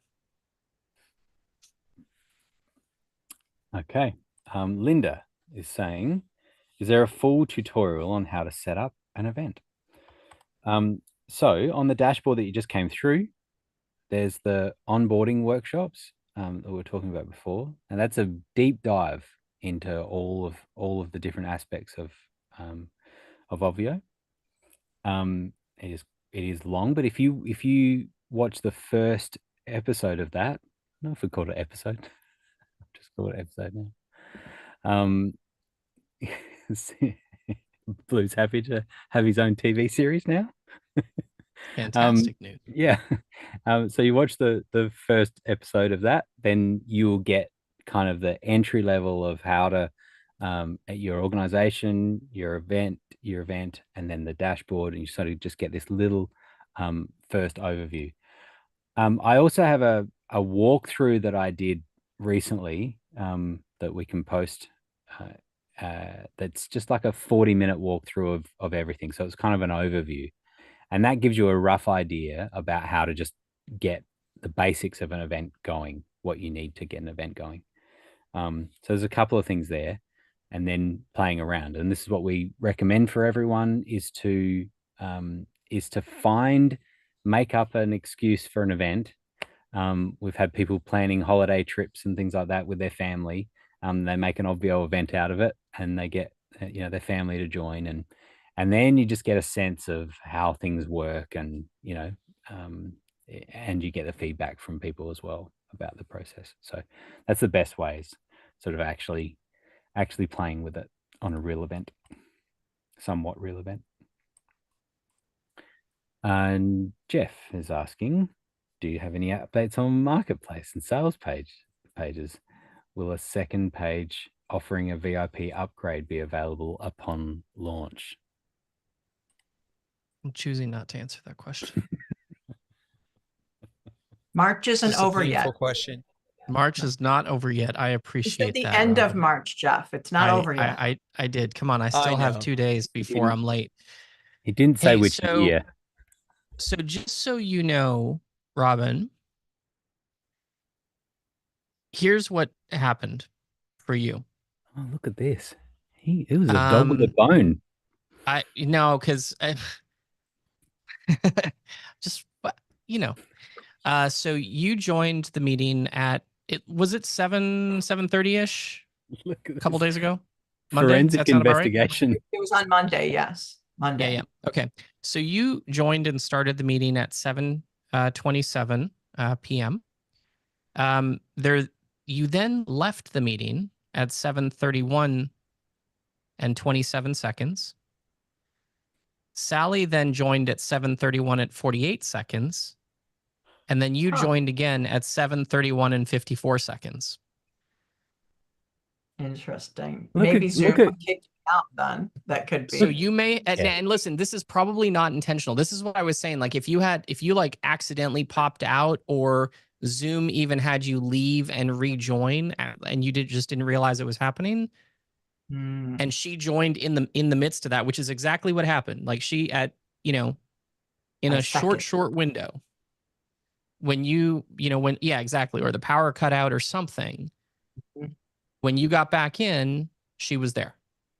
Okay. And because she was in there first, technically not, but she was in there alone, she became the host. Okay. Zoom's been kicking me out and then sending me automatically back in. And I wasn't at the desk when they joined. So yeah, that must have happened because I know I didn't touch anything and I didn't leave, but I must have. I listen, I don't think you on purpose left. Yeah. I really don't think that is what happened. This stuff happens to me from time to time when I'm on Wi-Fi, and Grant scolds me all the time for just doing stuff on Wi-Fi like a crazy person. I'm hardwired. Okay, well then I got no excuse. I got nothing. Yeah, but all week it's been kicking me out. And I thought like after Tuesday when we were all together here and there were some technical issues, I'm like, oh my God, they infected my computer. Like, why am I having all these problems? But it's been happening all week that it kicks me out for a second and then automatically throws me back in. I don't have to do anything, and I don't know what's happening. And when that happens and somebody else joins from the Obvio admin and they are host, when you go back in, you're not. Okay. Well, that's So good now that you she can has- see that happens because okay. I feel better now. I don't know if it is good. It's a little freaky, to be honest with you, but yes, there it is. But yeah, at least I know why. I'm satisfied now, Grant. Thank you. Thanks, All Blue. Now the mystery is solved. It was Mrs. Peacock with the knife in the billiards room. We know we had Columbo on the case here that was just like he couldn't let it go. He was like, well, I'm just like, I like that you said the seconds. The seconds was just the extra bit of like. I mean, listen, I can give you the milliseconds if you really want it. You know, it's in there. That's awesome. You'll be able to sleep tonight knowing what happened. I mean, I was gonna sleep, but I won't. When is Marketplace launching? Nice the reason I ask it, I don't mean to badger, and sorry if you're done, but I'm like, I have to launch a sales page really in 4 tough days. Subject for me, Jeff. Like, I have like emotional baggage platform? around this, trauma for sure. I'm so sorry. Say that one more time. Say that one more time. I have to launch a sales page in the next like 4 or 5 days, and I'm like, ooh, should I just like, is Obvio so close? I'd hate to build it on another platform and then be like, well, I should move it. No, you should have a feeling your baggage is attached to this. Okay. Yeah, no, you should go to another platform. Because honestly, even you should go to another platform. I'm holding on to the end of March, so I have another 4 days before I'm officially late. But you should use another platform. And specifically on launch, the VIP upgrade will not be available, correct? Yeah, I didn't think so. Okay. Yeah. Just double checking in case you surprised me. I was like, I'd rather build a sales page once rather than twice. I would like the answer to be that I am going to surprise you. But we are in the midst of a full, we have to test everything because of some significant changes that we made to how the sales pages render. Essentially, we wanted to make sure that the pages loaded in such a way that were friendly to both Google and Facebook from a traffic perspective. And I think I've talked about this before. But I said about it as well. Yeah, we completely changed how the pages are rendered, which is essentially drawn in the browser. And all the functionality is the same. But as a result of making that change, we have to go through and QC every single thing again, and make little changes. The reason we made these changes is because the pages now load, like, if I were to tell you the pages load 10 times faster than they did prior to that, it's not an exaggeration. And that's really, really important for sales pages. It's less important for a dashboard. It's much more important for sales pages or opt-in pages where, people just have zero patience for slow loading pages, especially if you're running traffic, like especially if you're paying for ads and sending cold traffic or warm traffic even to your page. So it was something that I made a priority before releasing Marketplace, because I wanted to make sure that the pages were able to be used not just for people who had an email list, but who were willing to spend money on Facebook or Google traffic in order to fill their events. So that's the reason for the delay right now. We're back going through a pretty big QC process. It's going well. Yeah, but you know worthwhile what call happens, for sure. man. It is. It's painful for me because I just want it out the door. Like, I want it in your hands. I want people to start building pages with it. I want people to start saying, "Hey, I want this changed," or "I'm trying to do this and I can't do it." And for us to then be able to, as a team, make those adjustments and make those changes. Right now, it's all theoretical. So I'm really itching to get it in people's hands. But we need to go through a full, thorough QC process before we can give it to you guys. And that was the thing too, Jeff. I was thinking about it a while back, going, well, why don't we just make it available to people before we've done the speed up? But the problem is the speed up changes a whole bunch of things that need to be tested, and so then we would have gone through the phase again where we were like, this is awesome, and then it breaks, because we have to speed it up to make it work for Google and Facebook, right? So you can see it's really sucked because like I've got events that I want to use it on, and Blue wants to be able to use it on stuff, like we're trying to push it out as quick as we can, so anyway. It'll get there. The last when thing it gets any there, of it's us going to be need awesome. is, yeah, I was going to say the last thing any of us need is more friction as people sign up or show up for our events. And so, yeah, better to do it well and do it once than to have to launch and relaunch and beta test and all that. It's especially when people are trying to swipe your credit card, then they get nervous, and maybe they don't come back. Yeah, better 100%. To do it right. Good call. Yeah, yep. Exactly right. Kat says, if someone did, see what happens. if someone did not attend our event and we posted our recordings to our dashboard, what is the most reliable way of showing them our recorded event? So the access to access the live event and the access to see the dashboard after the event is the same. So there's no problems. You send that link out the same way, and they access the dashboard. It's just that now Zoom, is offline because your event's done. You could turn off those buttons if you want, and the blog post with a video in it can still be available, and away it goes. And so everyone understands dashboards are available from the moment you create the event until you end your subscription with Obvio, right? They can be there as long as you've got an active subscription.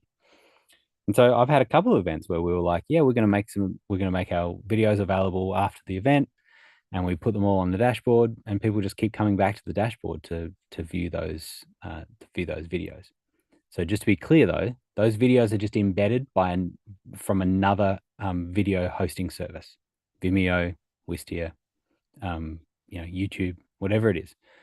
All of those are your options to be able to then embed as a post, as a blog post on the dashboard. And now all of your attendees, whether they attended or not, can view that dashboard. So easy. Cool. Jeff, is the ability to issue gee, you've got a bunch of knives in today. Is the issue to issue a certificate with attendees name now available based on analytics percentage of watch time?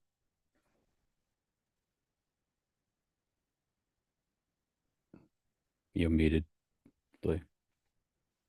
Yeah, I'm not saying anything good. It's really close. It's way closer than Marketplace. I don't know where that is, to be honest with you. I believe it's in its third review cycle. I was going to say that. It was last week I saw some activity on it. Yeah. Let me check in with the team and see, because it's something that was really, really, really close. And I know our lead developer, Mike, got involved in trying to clean it up a tiny bit. So we're getting there. That one's close, Jeff. Cool. That'll be out before Marketplace. Yeah. Awesome. Yeah, I have an event like the first week of May, and that's a critical component for us. And so I'd love to do some testing before then. So that's why I'm checking on it. Yep. No, that will be done by then. Look at that. Unfortunately, this meeting got a is recorded. Yes, Grant. I know. This is recorded. Yes, I have evidence. Let me rip that off of YouTube as soon as I can. And as long as when you reference the time code, it includes the seconds, then you'll know that it's accurate. You know, it was clearly. I can even get the milliseconds if you want, because I can. To quote Blue Melnick. All right, David. David says, will Obvio provide the same Zoom attendance detail analytics data for each repetition of an automated webinar on AE event platform? So yes, the way that I was showing Zoom attendance before, David, was where I was looking at this event that's been going for 3 years or something, and we've got a weekly attendance, and we just zoomed in. So yes, you can do some export. You could go to the main stage, do an export, and see everyone that ever attended, or the Zoom attendance graph that you can see. You could zoom in, into a specific event, a specific time slot, and do an export from there. And now you will only see the people that joined and left during that time frame that you put in. So yeah, you can totally get that. Do that now. That's available now. You don't have to wait like Jeff has to wait. That's available right now. It hurts. Really hurts. Right. Just rub it in. Yes. Rub it in. All right. I've still got a couple of questions that are posted in there, but Lee, you've been very patient. You must have a sore arm holding your hand up that whole time. Thank you. I've just unmuted myself. Great. I'm wanting to dive in a little bit from the review and the discussion that was done yesterday. Was it yesterday? I think it was yesterday still, on webinars, because if I can give within this closed group a little bit of an explanation of what happened with me on Thursday, which was putting out my first webinar, which we had delayed from beforehand. And we'd got the letters that went out giving people time of 12 o'clock, 6 o'clock and 9 o'clock to cover UK time zones and stateside time zones. And then I was speaking with Justin, who's my co-arranger on all of these business things that we do. And he said, no, nobody's in for the 12 o'clock. So, okay, all right, well, bugger. Okay, how many have we got in for the 6 o'clock? No, we got no one in for 6 o'clock. Okay. Well, we got these 5 people in for the 9 o'clock. So I said, okay, fine. And then we had a power cut on the island, and we had the internet went. And then what we had was patchy. And I learned that actually doing the Obvio Live, the webinar, was actually a little bit space hungry on the broadband. And so I wanted to go out to the people to be able to say, we're going to reschedule. But then I learned from what Justin was saying was nobody had actually selected a time. And he said to me, Obvio can't select a time. So I said, well, all this time, I thought that you were giving me the information on who was registered for 12 o'clock, 6 o'clock, 9 o'clock, and yet they're all going into a central pot. So having had to stall on that, I want to redo it, but I want to do it right. How can I do it right? And with your experience and your conversation, Blue, yesterday on getting webinars to work for you, I have to say it was useful. I did a recording on the Sunday morning, so at least we've got that in the bag if we need to use it. I've refined my PowerPoint, so the time was not totally lost, but I feel that if I'm telling people I'm going to do something, I have a promise is a promise is a promise. and I want to know that I'm going out when they expect me to be going out. So how do I work within Obvio? I don't have the sort of budget of buying the likes of a event or any of the other things. And frankly, I want to do it in Obvio because I want to actually gain total confidence each time. It's upping my game. So please help.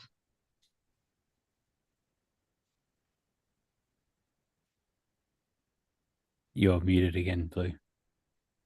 I am just new to this whole Zoom thing. So there are layers to your question, Lee. First off, I think it's important to say that Obvio really is a delivery tool. It's not a sign-up tool just yet, right? So if you are going to deliver your webinars through Obvio, I think that's awesome. But you still need them to sign up to be part of your event somewhere. And what we have done in the past is we've used like a ClickFunnels page, essentially. And on that ClickFunnels page, you select which time you want to sign up for. And then you essentially sign up for free for that webinar. From there, there's a couple of steps. And it depends on do you have a CRM that you use? Do you have an application that you use to email your list? Yes, I've got New Zenler and I can do that element in Zenler, although they prefer you do the webinar within Zenler as well, but I don't have to. So I can do a front end registration with them and then use Zapier to pull people into Obvio if that's what I should do. That would probably make the most sense. Right. And if you're able to, the other thing that you should do, if you can pass along to Obvio in the form of a group inside of the Zap, the time that the person signed up for, it just gives you a little bit more visibility in Obvio as to when you expect people to show up. The other thing that I would say is sometimes it's good to use the path of least resistance. So if the platform that you use for the majority of your communication has an easy way for you to set up a webinar, use it. Rather than trying to integrate another platform, like the last thing, and we say this to people in Leap all the time, okay? We get, Grant and I get fancy with technology because we can, right? And we made Obvio as simple as we can, but Obvio does a very complicated thing and makes it as easy as possible for most people. But there are easier ways to do things. I've had conversations with people who say, I'm just not sure how to set up my dashboard, but I really want to do an event. I said, do you have a Zoom account? Yes, I do. Just send a Zoom link. Just do that, right? What I would rather see you do is get the webinar done, get the event done. And once you have that practice under your belt, now with a little bit more time, all right, now let's set up Obvio for the event, or now let's set up Obvio for the next webinar.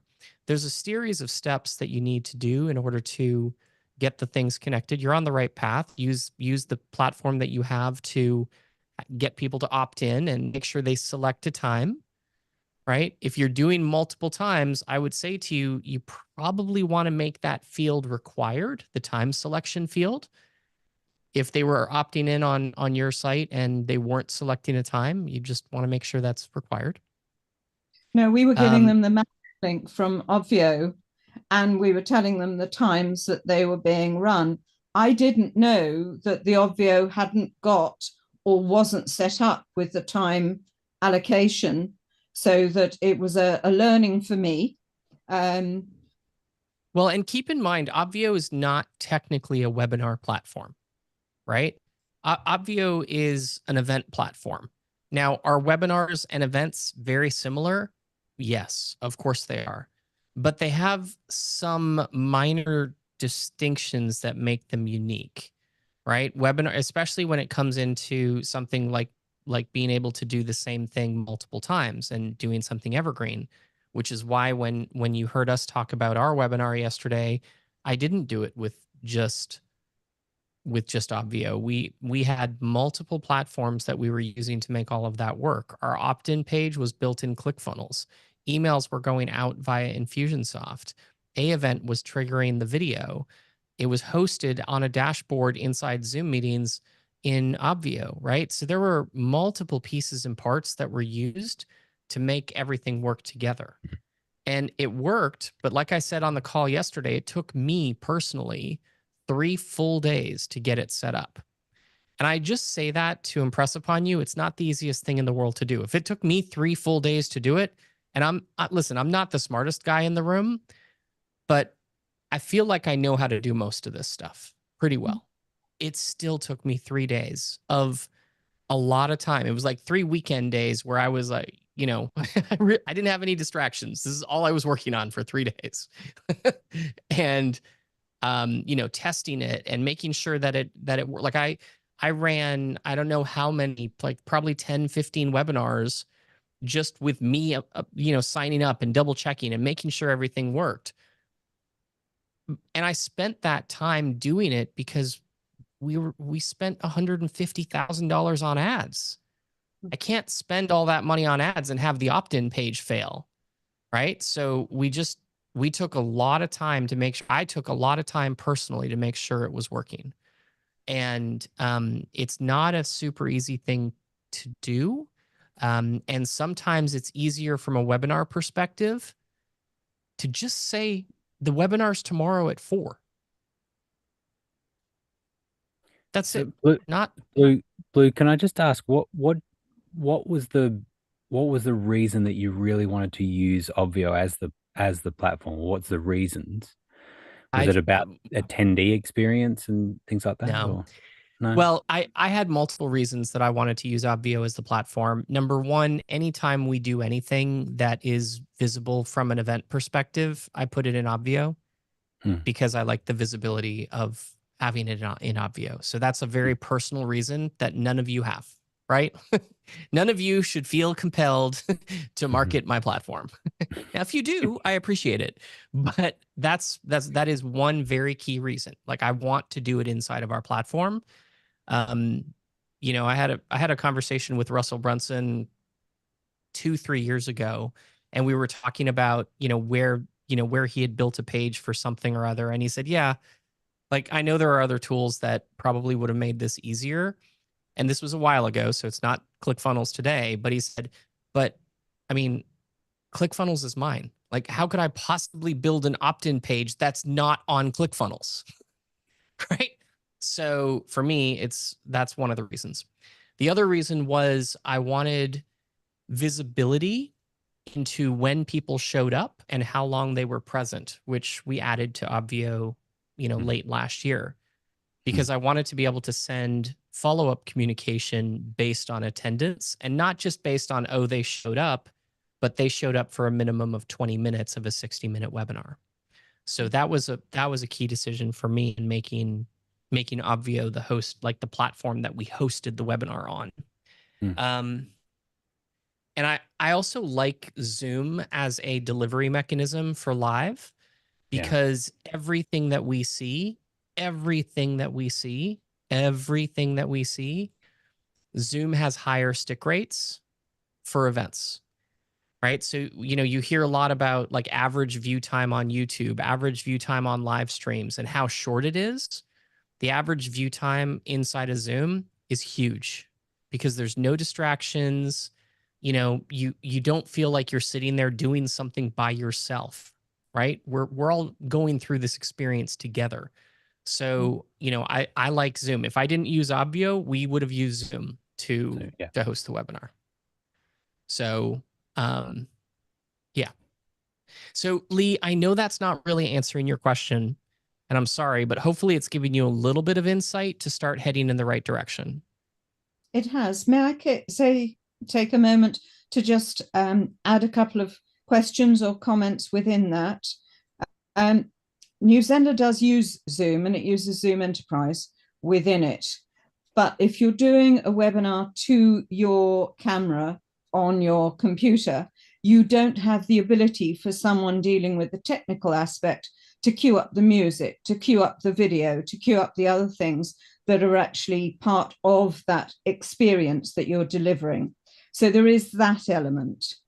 So if and I'm sorry, I'm missing the name of the platform. You're Uzenda? New Zenler. Zenler. All right. Zenler. Okay, so if New Zenler is using Zoom Enterprise as its end delivery mechanism, it's no different than Obvio. Because Obvio, in the end, the delivery mechanism is Zoom. It's the same. So whatever limitations you experience there, you are likely to experience here if the end delivery mechanism is Zoom.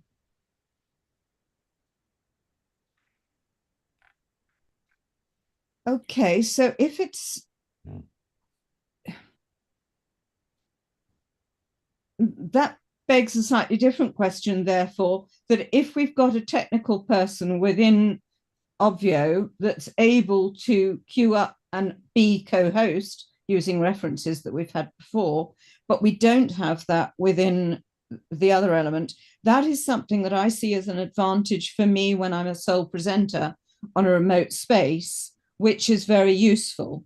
But all that you're saying is really very, very it's food for my knowledge of where we go forward.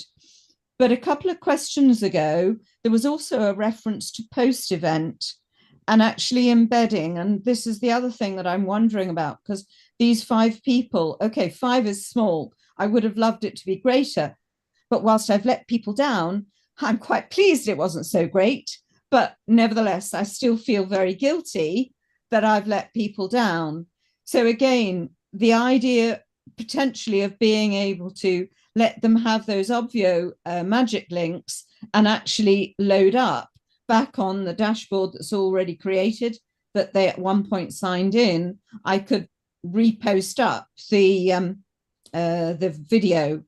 But you might say, don't do it that way. Rethink. No, you could. I mean, what I would probably say to you is don't feel bad. All right. That's probably the first thing that I'll say to you is just let that go. Right? Because it was a free webinar, right? Was it free or was it paid? No, it was free.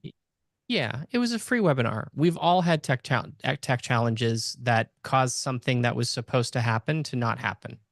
And, you know, if you haven't had a tech challenge like that, then you haven't been online in the last 20 years.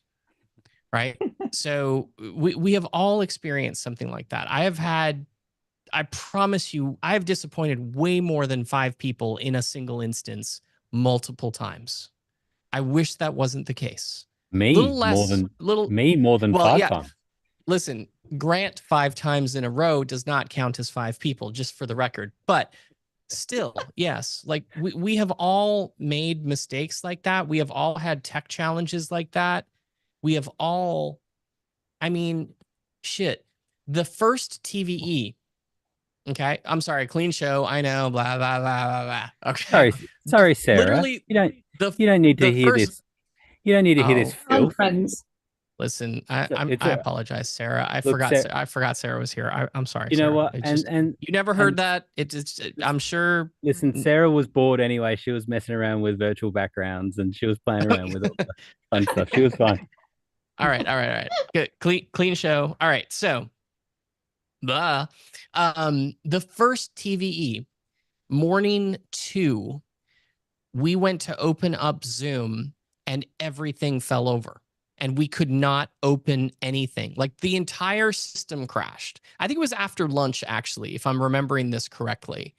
We went to, we closed down Zoom. We went to open it back up. We sent everybody to the dashboard. The web server that the dashboard was housing just failed entirely. It took like a giant header, right? Like head first off of the Baltimore Bridge, like before it fell over. Like it just went. And, you know, I don't even remember how we got back up. I feel like we got back up. Was it a live stream? Like we were down for like an hour or something like that. And we we kind of got back up and we were like, all right. And this was a paid event. This was the first TVE, right? The first virtual event on virtual events. So bottom line, Lee, we have all had issues and mistakes. And they've happened at the biggest, on the most, the grandest stage imaginable. Um, but we're still here. So I do think about, I'm sure you've heard it's a bit of a catchphrase, but the fail forward. And the idea that it's the acceptance of failure as a stepping stone to success. And that it just is. And so now you learn from it and you're like, okay, these are the steps that I've put in place, or I have some other strategies, or I have other people, or whatever it is. And it's like, yeah, or no, we're going to go a more simple, straightforward way for now and keep it really clear. And then offer something as we get more familiar with it, or whatever it is. But yeah, it is a challenge. And I think in lots of these sorts of questions, Lee, there's the intermingling of the technology and the philosophy of of how you want to run your events, and so there's always this kind of event strategy or business decisions to make, and then there's technical decisions, technology decisions to make. And it's really important to identify the difference and to think about the technology issues or the technology decisions are the tools that you use. And so, like looking at a hammer and not saying, what can I create with this? It's actually stepping back and saying, I want to create a chair. Is the hammer the best tool to use for that job? And so same again, what is it that I want for my attendees or the experience to be? And what's the best tool that I can access at the moment to make that happen? And perhaps Obvio is it for that particular thing. But perhaps it's not right at the moment for you, and perhaps it's something else. So, and that's not an excuse of where we're at. It's just that we have found that people are using Obvio in lots of varied and wonderful ways, which is great, And with that being said, you can of course put I know that was a little bit of a soapbox moment and didn't even come close to answering your question. So let's now do that in 15 seconds. Yes, you can put the replay of your webinar on your dashboard and send those 5 people the magic link and let them watch it there. You can of course do that. There's no problem. 100%. And would I not do? No, I would probably do that if I was you. I more said everything else just to say, don't give yourself a hard time about it. It's perfectly fine. Let it go. Move on. You've got this. Yeah. Thank you. Because they engaged with the dashboard that was created, which you can't do in the other platform that I mentioned. And therefore, I feel that I want to follow that through. But all of the things that you've said are really useful, and nothing has actually fallen on deaf ears. And so I'm grateful for that. And I think that in your comments about not beating myself up about it, then, and a little bit of the comments that you said the other night with regards to the repetitive quantity of the emails that you sent out, I won't be coy about just repeating and rinse and repeat and actually doing it in that way. So thank you very much. Yeah, that's You're welcome. great. Great question. Thanks, Lee. I've got an important question for you, Lee. Okay. What's your take on Princess Kate? Pardon? What's your take on Princess Kate? Oh, in what? Well, I'm not in the UK. I'm not in. I'm on a rock. I'm literally on a volcanic rock in the middle of the Channel. I get it. I'm in Australia. Aren't we all just on a rock, Lee? I mean, we're all just on a rock. Big rock. Third rock from the sun. Bigger. Mine is 4.5 miles in length by 1.5 in width. But I feel like we're all on the same rock, just for the record. But it's okay. It's okay. We can all still have an opinion on the conspiracy that has been, because the videos come out, and I'm alive. Is that what you're saying? Was she alive? A bunch of people have said she's not, right? I know. And this is the thing. I don't know. And then that video came out, and it was unfortunately talking about her being very sick. And going through cancer and through chemotherapy and stuff. And that's that's nothing to joke about, and I'm not diminishing that. But then a whole bunch of people are pulling that video apart and are saying that that's AI, and we don't really know what's going on. Anyway, maybe you don't have an opinion. Great question, though. Well, Yeah, I didn't know that. solid topic. Clean Thank show. you. I didn't know that the video with her striped jumper sitting on a park bench was being pulled apart. But actually, a more important take, I think that with both key royals suffering cancer, there will be a great deal more money going into cancer research, and therefore, sorry, a little bit like you turned my thing onto looking at it in the bigger picture. I turned this on. Well done. Well done. Thank you for that. That's it. That's an interesting take. I haven't heard that before. That's good. All right. Back to what we're here for. Bez is saying, have Ovio ever worked with the Mobilize.us, Mobilize American platform? I don't believe so. There's a whole another kind of event platform, Bez, right? It's one of those political things that is used in the political world, and I'm just I don't know the platform word, but I've been, while we've been on here, I've been reading stuff. It has API and also Zapier capabilities. So I think I'll figure it out. But don't. If it can do things with Zapier, then it handles kind of attendee data and first name, last name, email type stuff, and it can receive that through Zapier, then yeah, I mean that would work. All right, that's it. But since you brought it up, who's everyone voting for? Yeah, let's go back to talking about the royals, shall we? That's right, yeah, exactly. It's less divisive. Yeah, exactly. An Aussie would have to ask that question because you don't care. Exactly. Exactly. Yeah, an Aussie and a Canadian leading a call talking about U.S. politics. That's a good idea. That's a good idea. Yeah. Sounds like a great podcast. Yeah. Yeah. What the Robin, Commonwealth thinks of you and your stuff. I'm using Stripe for payment. Do I just connect it to Ovio using Zapier? Ooh. Yes. You need to create. I assume you mean like to create, like you're selling a ticket on Stripe, and you want to connect it to your Obvio account so that you can get your buyers into the event. The answer is yes. Yeah, I saw Sarah had a nice little payment button on her dashboard when you guys brought it up before, and I want to do that. Cool. Yep, that's how you can do it. So I mean that if I didn't actually see it, but a payment link out from Obvio to a Stripe page doesn't require Zapier at all. That's just a straight link out. It's if you need the information from Stripe back in that you would need the Zapier connection. Okay, thank you. So things like Stripe and PayPal and all of those will have like a payment page or like a little cart or a donate page or all of those, and you can just create that as a link, and it's just a standard link. People go off to it, they pay, and away they go. Okay. Can I ask another question? Why we're on me? You can, but you need to speak quietly because Cynthia's falling asleep. Okay. Okay. Are you okay? Are you okay, Cynthia? It's been a long day, right? Are you all right? During the clubhouse days, we used to tuck people back in the audience. So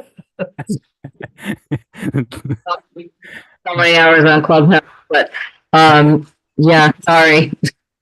Don't be sorry. I'm just teasing you.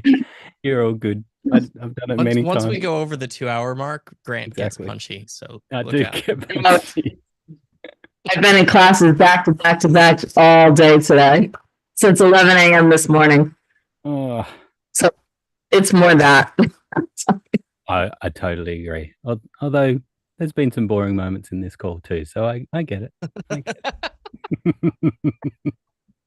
The best. Robin, you were asking another question.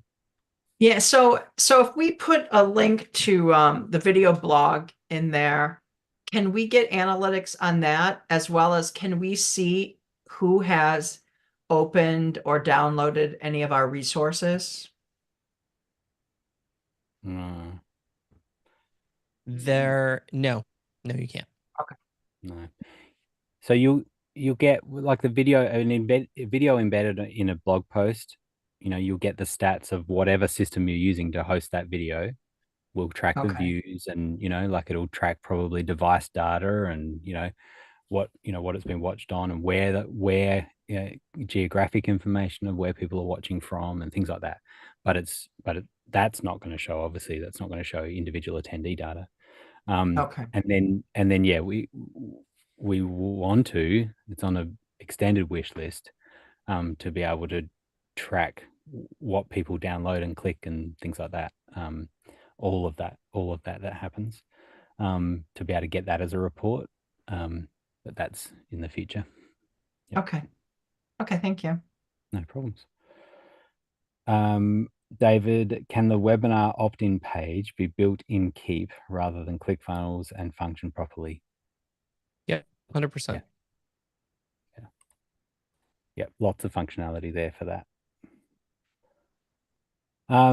Last question, Scott saying, ATEM question, any ideas about how to fix blurry graphics in Zoom?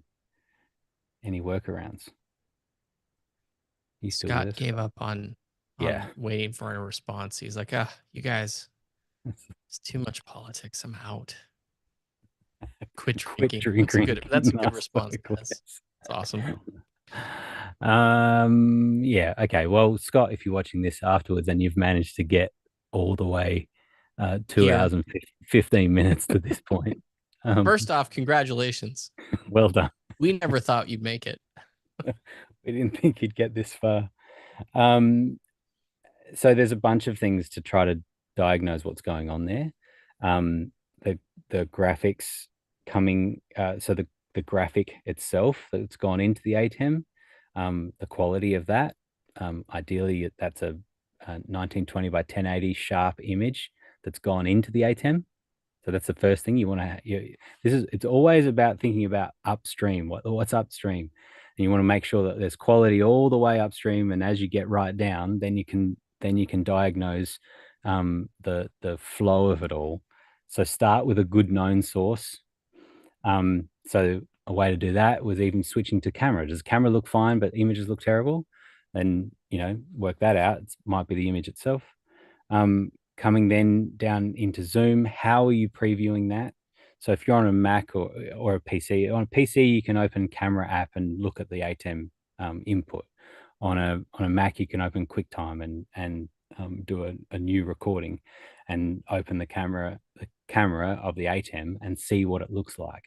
And if that looks good, then now you're working down that the input from the ATEM to the computer is good.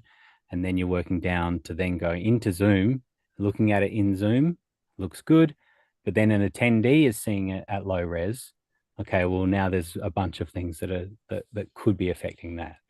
And so they need to spotlight yourself first and have the attendee view go full screen and see if that makes it nice and sharp. So I'd double check all those things, and then jump in Facebook if you like, and give some answers to some of those questions, and we can. There's a few of us that could try to diagnose that for you. So there you go. I think we got to the end. What an epic call. We did it. Got to all the questions, and we managed to touch on politics and the royal family. Speak about the royal family. Yeah. Oh, we've covered all bases. A couple soapbox moments. Yeah. Cynthia got to have a nap. Really. It's amazing. It's like but the best part was the interpreting, translating part. That was awesome. There you go. Nice. Yeah, there was some things that Bez didn't know about what we can do, and defining the difference between translation. Look at us giving a little recap of the call. Isn't that amazing? We could put this at the start of the video. All right. So typical things. I think everyone knows that we have our live support in the app, kind of roughly 9 to 5 Eastern hours, business hours, and then we have the help desk tickets. So help@obv.io. You can email through there. And then, of course, the Facebook group where we try to keep on top of those on those. But then we also have other people that can answer. There's lots of people, and feel free always to kind of dive in and suggest some solutions or different ways of thinking. So it was great today as an example where Amy, brought up the thing about the school, and we kind of went on a bit of a tangent with Jeff, but we've totally got an amazing use case and kind of a case study of how Jeff's using the platform in a really specific way for schools. So that was great. It's a way that we can share knowledge in the group. You really are doing a full-on recap. It's awesome. I did do that. That was unintentional, that last one, but there you go.